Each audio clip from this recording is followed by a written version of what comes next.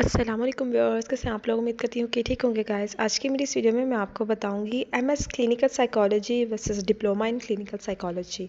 तो video start करने से पहले मेरी आपसे दरख्वास्त है कि प्लीज़ मेरे चैनल को सब्सक्राइब कर दें, क्योंकि जब आप सब्सक्राइब करते हैं तो मुझे मोटिवेशन होती है और आपको वीडियो भी मिलती है। So what is MS clinical psychology and diploma in clinical psychology?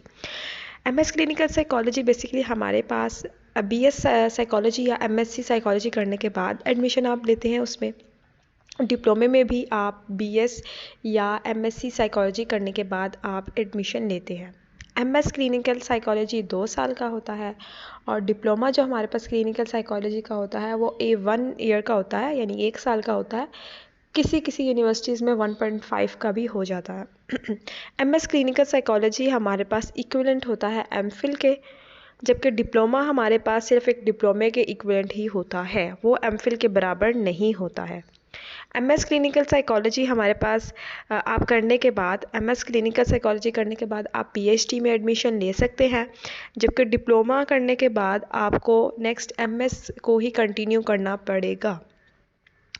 उसके अलावा जो हमारे पास एमएस क्लिनिकल साइकोलॉजी है उसके अंदर आप diagnosis, assessment, therapy, psychopharmacology, research methodology और क्लिनिकल प्लेसमेंट के को रखते हैं। ठीक है, ये सब्जेक्ट्स होते हैं और इंटर्नशिप वगैरह भी। क्लिनिकल प्लेसमेंट, इंटर्नशिप सेम है।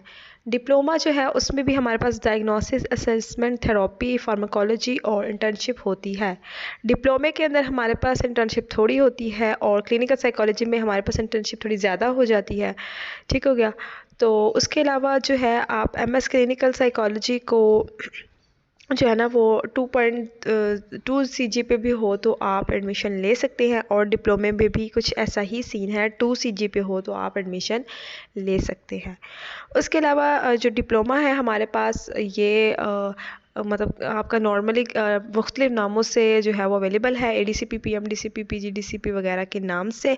और एमएस क्लिनिकल साइकोलॉजी हमारे पास एमएस क्लिनिकल साइकोलॉजी में भी है और एमफिल क्लिनिकल साइकोलॉजी में भी अवेलेबल है। ठीक हो गया। तो उम्मीद करती हूँ कि आपको मेरी ये वीडियो पसंद आई होगी। मिलती हूँ अपनी नेक्स्ट वीडियो में, तब तक के लिए अल्लाह हाफ़िज़।